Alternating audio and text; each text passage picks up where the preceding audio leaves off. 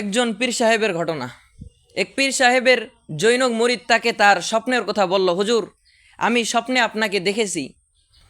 আমি দেখলাম আপনার হাতের আঙ্গুলে মধু লেগে আছে এবং আমার আঙ্গুলে বিষ্ঠা লেগে আছে।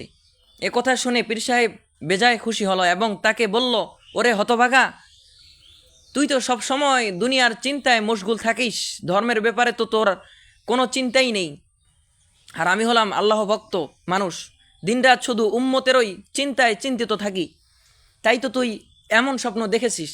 মুরিদ বলল, হজরত, আমাকে কথাটা তো শেষ করতে দিবেন, আমি তো এতক্ষণ মাত্র অর্ধেক স্বপ্ন শুনিয়েছি।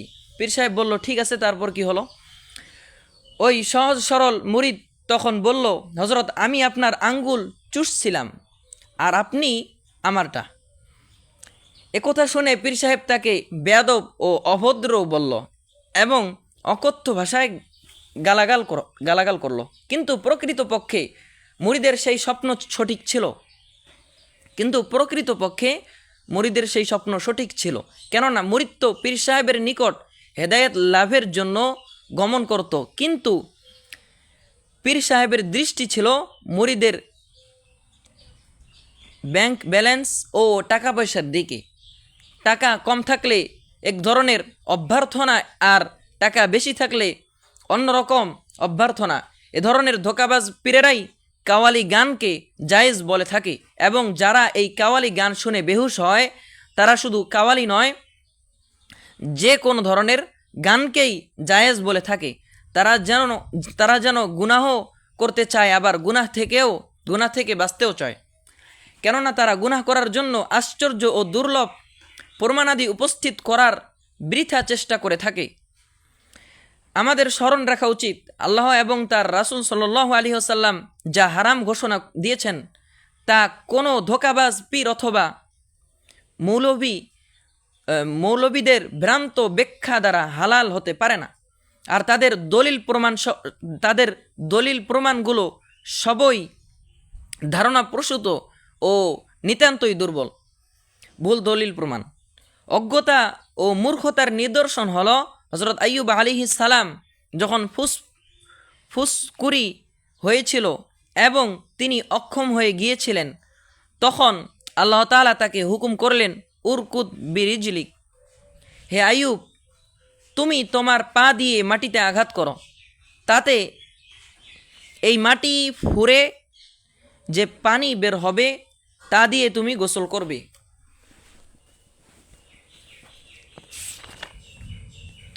কিছু কিছু দুর্ভাগা এর মাধ্যমে গান বাজনা ও নাচ হালাল হওয়ার পক্ষে প্রমাণ পেশ করে। তারা বলে, পা দ্বারা আঘাত করা মানেই তো নাচ। যখন আল্লাহর নবী আইয়ুব আলাইহিস সালাম নাচতে পারেন, তখন আমাদের জন্য নিষেধ হবে কেন? তারা নিজেদের স্বার্থ সিদ্ধির জন্য আল্লাহর নবীকে পর্যন্ত রেহাই দিল না, তাকেও নৃত্যকারদের অন্তর্ভুক্ত করলো, নাউজুবিল্লাহ। তাদের জন্য যেসব দলিল প্রমাণ রয়েছে তা সবই এর মতো ভুল ও অন্তঃসার শূন্য। তারা কখনো বলে যে বুখারী শরীফে বর্ণিত আছে, হযরত আয়েশা রাদিয়াল্লাহু তাআলা আনহা এর উপস্থিতিতে দুই শিশু গান গাচ্ছিল। এমতো অবস্থায় রাসূল সাল্লাল্লাহু আলাইহি ওয়াসাল্লাম সেখানে আগমন করলেন। কখনো আবার বলে যে হুজুর সাল্লাল্লাহু আলাইহি ওয়াসাল্লাম যখন হিজরত করে মদিনা মুনাওয়ারায় প্রবেশ করছিলেন, তখন তাকে অভ্যর্থনা জানানোর জন্য মদিনার শিশুরা গান গেয়েছিল। এখানে প্রথম কথা হলো, ইসলামের সব আহকাম ধাপে ধাপে অবতীর্ণ হয়েছে। এজন্যই আমরা ইসলামের প্রাথমিক যুগের কোনো ঘটনার দ্বারা প্রমাণ উপস্থাপন করতে পারি না, কেননা পরে এর ব্যাপারে নিষেধাজ্ঞা আরোপ করা হয়েছে। দ্বিতীয় কথা হলো, উক্ত হাদিসের মধ্যে একথাও এসেছে যে ছোট ছোট শিশুরা গান পেয়েছিল, যুবক অথবা যুবতীরা, নারীরা গায়নি। তৃতীয় কথা হলো, ওইসব শিশুরা আল্লাহ ও তার রাসূলের প্রশংসায় নির্মল গান গাইছিল। উদাহরণস্বরূপ, যখন রাসূলুল্লাহ সাল্লাল্লাহু আলাইহি ওয়াসাল্লাম মদিনায় প্রবেশ করেছিলেন, তখন মদিনার কোমলমতি বুলবুলেরা একত্রে গেয়ে উঠল, তলাআল বাদরু আলাইনা মিন সানিয়াতিল ওয়াদা ওয়াজাবাশ শুকরু আলাইনা মাদাআ লিল্লাহি দা আইয়ুহাল মাবউসু ফিনা জিতু বিল আমরিল মুতা। অর্থ, আদা পাহাড়ের উপত্যকা থেকে আমাদের জন্য পূর্ণিমার চাঁদ উঠেছে, যতক্ষণ পর্যন্ত প্রার্থনারত ব্যক্তি আল্লাহর কাছে প্রার্থনা করবে, আমাদের জন্য এই নিয়ামতের শুকরিয়া জ্ঞাপন করা আবশ্যক। কতই না মহান ওই ব্যক্তি যাকে আমাদের মধ্যে পাঠানো হয়েছে, তিনি উত্তম আদর্শ নিয়ে এসেছেন, আমরা তার অনুগত্য করব। আপনারাই একটু ভেবে দেখুন, কোথায় ছোট ছোট নিষ্পাপ শিশু এবং পাক পবিত্র কবিতা, এবং কোথায় এ যুগের যুবতী গায়িকাদের যৌন আবেদনময়ী গান। যৌবনের উচ্ছলতা নিয়ে তারা স্টেজে আসে, নাচানাচি করে, হেলে দুলে চলে, চোখ নাচায়, হাত নাচায়, কোমর ঘুরায়, অশ্লীল এবং নোংরা গান গায়। এই পতিতাশয় নারীদের সাথে কি ওই নিষ্পাপ শিশুদের তুলনা করা চলে? নবী করিম সাল্লাল্লাহু আলাইহি ওয়াসাল্লামের পুণ্যবতী স্ত্রীগণ, আল্লাহ তাআলা পবিত্র কোরআনে নবী পত্নীদের সম্বোধন করে বলেন, ইয়া নিসা আন-নবী লাস্তুন্না কাআহাদিম মিনান নিসা ইন ইত্তাকাইতুন্না ফালা তাখদা'না বিল কওল ফায়াতমা আল্লাযী ফী কলবিহি মারাদু ওয়া কুলনা কাওলাম মা'রুফা। অর্থ, হে নবী পত্নীগণ, তোমরা সাধারণ রমণীদের মতো নও। যদি তোমরা আল্লাহকে ভয় করো তবে পরপুরুষের সাথে কোমল ও আকর্ষণীয় ভঙ্গিতে কথা বলো না, এর ফলে সেই ব্যক্তি কুবাসনা করতে পারে যার অন্তরে ব্যাধি রয়েছে। তোমরা সঙ্গত কথাবার্তা বলবে। ব্যাপারটা একটু চিন্তা করুন, এখানে সম্বোধন করা হচ্ছে পুত পবিত্র লজ্জাশীলা নবী পত্নীদের। তাদের সাথে অধিকাংশ সময়ই কথা বলতেন সাহাবা একরাম। নবী পত্নীগণ সাহাবাদের রুহানি মা ছিলেন, যাদের অন্তরে তাদের প্রতি বিনয়, নম্রতা ও সম্মানবোধ ছিল।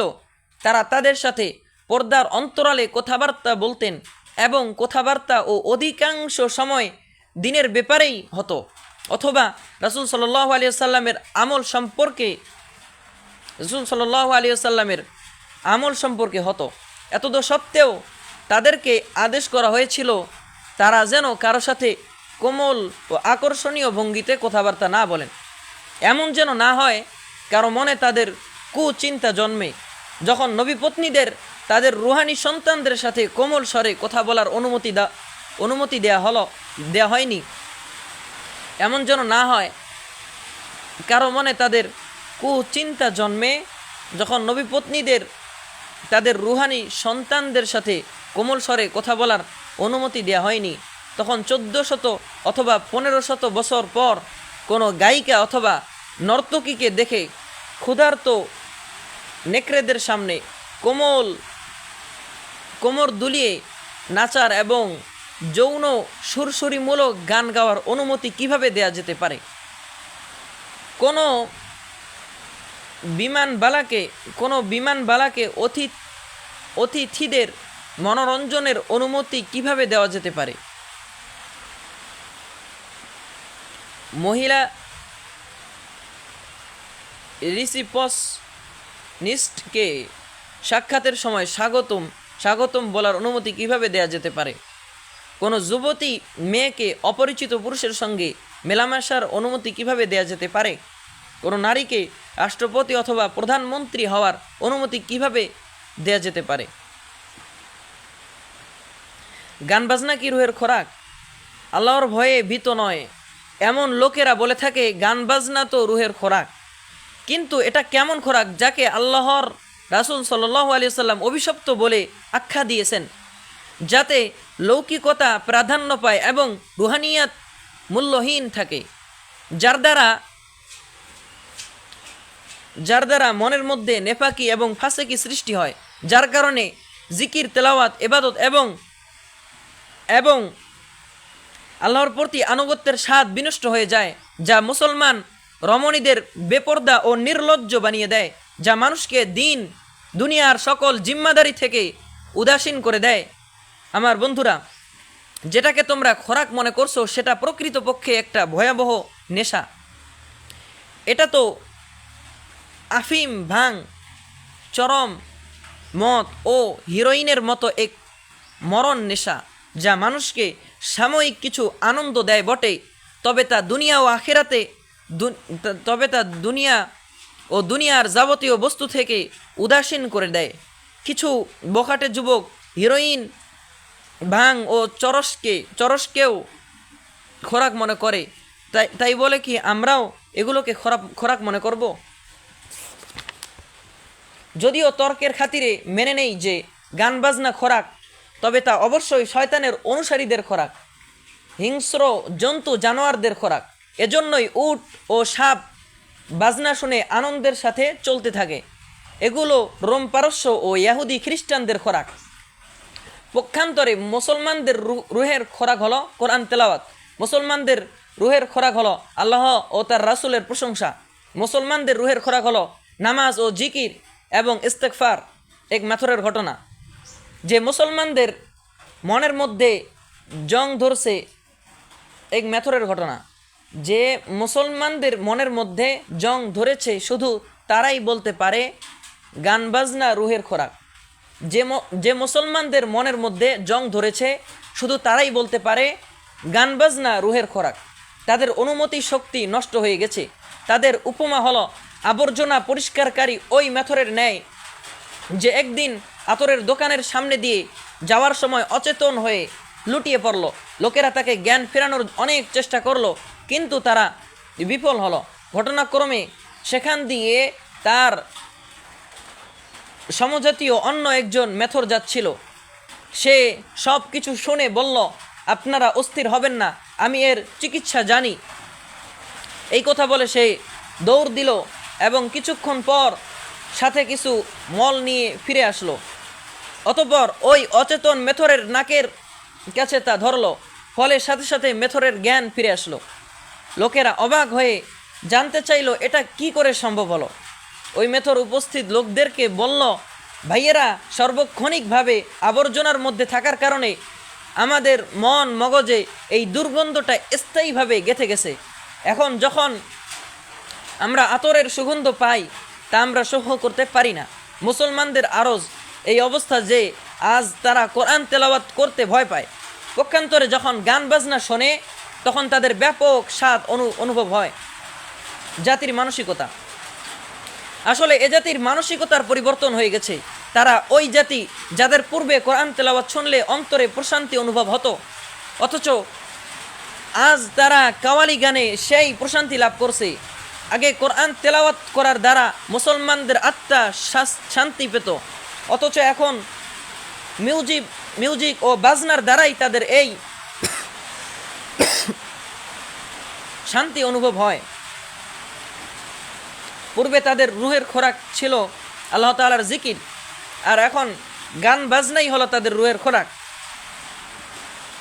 পূর্বে তারা তাদের মেয়ে বউকে অপরিচিতদের সামনে যেতে দিত না, অথচ এখন তারা তাদের ড্যান্সার ও নর্তকী মেয়ে বউ এর কারণে গর্ব অনুভব করে থাকে।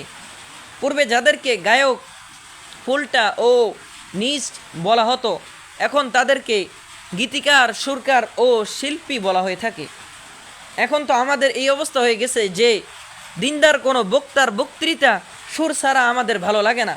সুরেলা কণ্ঠের অধিকারী ছাড়া খতিবদেরও কোনো মূল্য নেই। এর ফলে মূর্খ ও কম এলেম সম্পন্ন খতিবরা খুতবার ময়দানে মূল্যবান হয়ে বসে আছে। তাদের কাছে সুরেলা কণ্ঠ ও আশারে গল্প ছাড়া আর কি পাওয়া যাবে? গুনাহের অধিক্যের কারণে লোকজনের মানসিকতার তো পরিবর্তন হয়ে গেছে। এখন তারা চাচ্ছে ইসলামের মধ্যেও পরিবর্তন করতে, কিন্তু ইসলামের বিধিবিধান আমাদের মন চাইলেই পরিবর্তন করা যাবে না। সুতরাং আমি আপনাদের কাছে অনুরোধ করছি, ইসলামের পরিবর্তনের চিন্তা মাথা থেকে ঝেড়ে ফেলে নিজেদের জীবনকে পরিবর্তনের চেষ্টা করুন এবং ওই ক্ষতিসমূহকে একটু অনুভব করুন যা গান বাজনা ও ধুম ধারাক্কা মিউজিক এর মতো কবিরা গুনাহের মধ্যে ভাইরাসের মতো ছিটিয়ে আছে। গান বাজনার ক্ষতিসমূহ। গান বাজনার প্রথম ক্ষতি, গান বাজনার মধ্যে প্রথম ক্ষতি হলো এতে আল্লাহ ও তার রাসূল অসন্তুষ্ট হন। আর একজন মুসলমানের জন্য এটা অনেক বড় ক্ষতি। আমরা আমাদের পিতামাতাকে অসন্তুষ্ট করতে চাই না, নিজের প্রিয়তমা স্ত্রীকে অসন্তুষ্ট করতে চাই না, নিজের আদরের সন্তানদের অসন্তুষ্ট করতে চাই না, বন্ধু বান্ধবদেরকে অসন্তুষ্ট করতে চাই না, যাদের অসন্তুষ্টির ক্ষতি শুধুমাত্র দুনিয়াতেই সীমাবদ্ধ। তবে আমরা আল্লাহ ও তার রাসূল সাল্লাল্লাহু আলাইহি ওয়াসাল্লামকে অসন্তুষ্ট করার দুঃসাহস কিভাবে করতে পারি, যাদের অসন্তুষ্টির ক্ষতি দুনিয়া ও আখেরাত উভয় জগতেই ভোগ করতে হবে। গান বাজনার দ্বিতীয় ক্ষতি হলো এই গান বাজনায় লিপ্ততার কারণে অন্যায় সাধে মানুষ এতটাই ব্যস্ত হয়ে যায় যে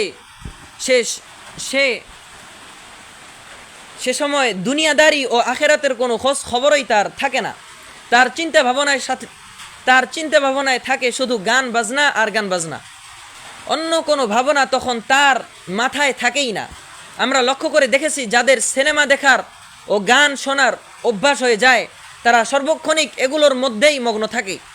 এটা একটা অদ্ভুত মিল যে গান বাজনার সরঞ্জামাদিকে আরবি ভাষায় মুলহি বলা হয়, যার বঙ্গানুবাদ হলো যা মানুষকে উদাসীনতার দিকে ঠেলে দেয়।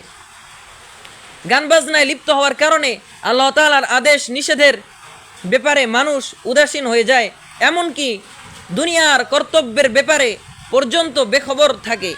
আর এই উদাসীনতা কোনো কোনো সময় রাজত্ব ধ্বংসেরও কারণ হয়ে দাঁড়ায়। তার স্পষ্ট উদাহরণ হলো ভারতীয় উপমহাদেশে এক সময় মুঘল সাম্রাজ্য প্রতিষ্ঠিত ছিল। এই সমাজের অধপতন তখন হতে শুরু হলো যখন মোহাম্মদ শাহ রঙ্গিলার মতো বদবখত বাদশাহ হয়ে সিংহাসনে উপবেশন করল, যে সারাদিন রঙ্গনাচের অসারে মত্ত থাকত। এই বদমাস নিজের দরবারে সারা দেশের নামি দামি গায়িকা ও নর্তকীদের মিলন মেলা বসিয়েছিল। সবসময় মোসাহেব ও চাটুকর দ্বারা পরিবেষ্টিত থাকত। এই পাপিষ্ঠ যেন সুন্দরী নর্তকীদের বাহিনী তৈরি করেছিল। যখনই তারা রঙ্গনাচের নেশায় উন্মাস হয়ে উঠল, তখনই ইংরেজ বাহিনী এই ভারতীয় উপমহাদেশে আক্রমণের সুযোগ পেয়ে গেল এবং তা কাজে লাগালো। অপরদিকে মুসলমানদের হাজার বছরের ঐতিহ্য ধূলিসাৎ হয়ে গেল। গান বাজনার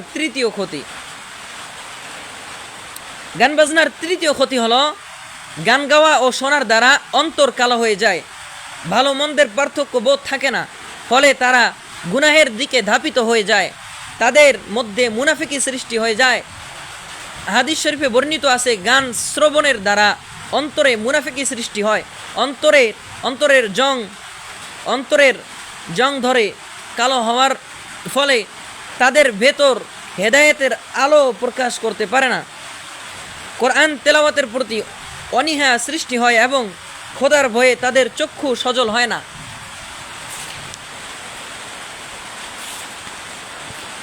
গান বাজনার চতুর্থ ক্ষতি হলো নোংরা গান ও অশ্লীল সিনেমার কারণে বেহায়াপনা ও বেলেল্লাপনার সৃষ্টি হয়। কেননা গ্রহণযোগ্য ও জনপ্রিয় গান হলো যেগুলোর মধ্যে যৌন সুরসুরি রয়েছে এবং প্রেমাস্পদর বিস্তারিত আলোচনা রয়েছে। এই ধরনের অশ্লীল নৃত্য গীত দেখে কি মানুষ অসভ্য ও অমানুষ না হয়ে পারে? গান বাজনার পঞ্চম ক্ষতি হলো গান বাজনার কারণে মানুষ ব্যভিচারের প্রতি উদ্বুদ্ধ হয়। কেননা অশ্লীল গান শোনার কারণে মানুষের যৌন অনুভূতি জেগে ওঠে।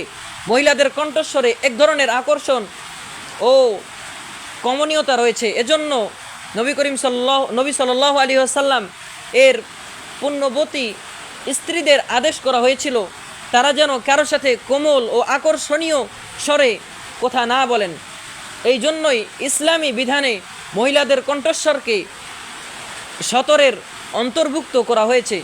সুলাইমান ইবনে আব্দুল মালেক কোনো এক সময় বলেছিলেন, উট যখন শব্দ করে উটনি তখন পাগল প্রায় হয়ে ওঠে, ছাগল যখন কমোদ্দীপ্ত হয়ে আওয়াজ করে, ছাগি তখন উন্মুক্ত হয়ে ওঠে। নর কবুতর যখন বাকবাকুম করে, মাদি কবুতর তখন ডাকে ঝাপটায়, ডানা ঝাপটায়। পুরুষরা যখন গান গায়, রমণীরা তখন আবেদনময়ী হয়ে ওঠে। রমণীরা যখন গান গায় এবং কোমর দুলিয়ে নাচে, তখন পুরুষরা কি আর কমোত্তেজিত না হয়ে পারে? গান বাজনার ষষ্ঠ ক্ষতি। গান বাজনার ষষ্ঠ ক্ষতি হলো এতে সম্পদের ক্ষতি সাধন হয়। আমাদের দেশে এখন যে অবস্থা, লোকেরা নিজের উপার্জনের অধিকাংশই গান বাজনার সরঞ্জাম ক্রয় করার জন্য ব্যয় করে থাকে। প্রথমে তারা রেডিও ক্রয় করত, তারপর আসলো টেপ রেকর্ডারের যুগ, এরপর আসলো টিভি। প্রথমে সাদা কালো টিভি, এরপর রঙিন টিভি, এরপর রঙিন টিভি, এরপর আসলো ভিসিডি আর এবং তার ক্যাসেট। এটা ওই লোকদের কথা যারা ঘরের মধ্যে এই সব রেখে গান বাজনা শোনেন। আবার কিছু লোক এমন আছে যারা নামি দামি 5 স্টার হোটেলে নর্তকীদের নাচের সাথে তাল মিলায় আর হাজার হাজার টাকা নির্দ্বিধায় উড়িয়ে দেয় কাজে, এবং জাহান্নামের ইন্ধন হওয়ার জন্য লক্ষ কোটি টাকা খরচ করতে দ্বিধাবোধ করে না। গান বাজনার সপ্তম ক্ষতি। গান বাজনার সপ্তম ক্ষতি হলো, এই গান বাজনার কুফলে আমাদের নতুন প্রজন্ম ধ্বংস হয়ে যাচ্ছে। ছোট ছোট নিষ্পাপ শিশু যাদের কর্ণকুহরে কোরআন তেলাওয়াতের শব্দ প্রতিধ্বনিত হওয়ার কথা ছিল, আজ তাদের প্রতিনিয়ত অশ্লীল ও কুরুচিপূর্ণ গান শ্রবণে বাধ্য করা হচ্ছে। ইসলামী বিধানে সন্তানের চরিত্র গঠনের দায়িত্ব পিতামাতার উপর ন্যস্ত করা হয়েছে, কিন্তু আপনারাই বলুন, যখন দিনরাত তাদের কানে গান বাজনার শব্দ আসে, যখন ঘরের ছোট বড় সবাইকে গান বাজনার প্রতি অনুরক্ত দেখে, যখন নিজের পিতামাতাকে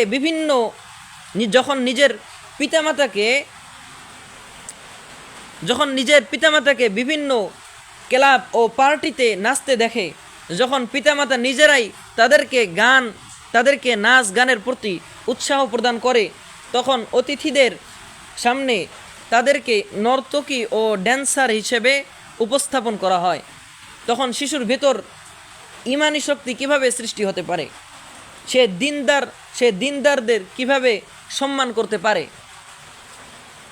সে কোরআন তেলাওয়াতে মনোযোগ কিভাবে দিতে পারে? সে সাহাবায়ে কেরাম ও পুণ্যবতী নবী পত্নীগণের জীবন আদর্শকে নিজের জীবনের আইডিয়াল কিভাবে বানাবে? আইডিয়াল বানানো তো দূরের কথা, এখনকার শিশুরা সাহাবায়ে কেরাম ও পুণ্যবতী নবী পত্নীদের নামগুলো পর্যন্ত জানে না। আল্লাহর দিকে তাকিয়ে নিজেদের সন্তানদেরকে উক্ত বিপদ থেকে রক্ষা করুন। নিজেরা তো ধ্বংস ও বরবাদ হয়েছেন, এখন নিজেদের নতুন প্রজন্মকেও ধ্বংস করতে চলেছেন। তাদের ধ্বংস ও পথভ্রষ্টতার জিম্মাদার একমাত্র আপনারই। কিয়ামতের দিন আপনারাই তাদের ব্যাপারে জিজ্ঞাসিত হবেন। সন্তান আল্লাহ তাআলার অনেক বড় নিয়ামত ও আমানত, দয়া করে এই আমানতের খেয়ানত করবেন না।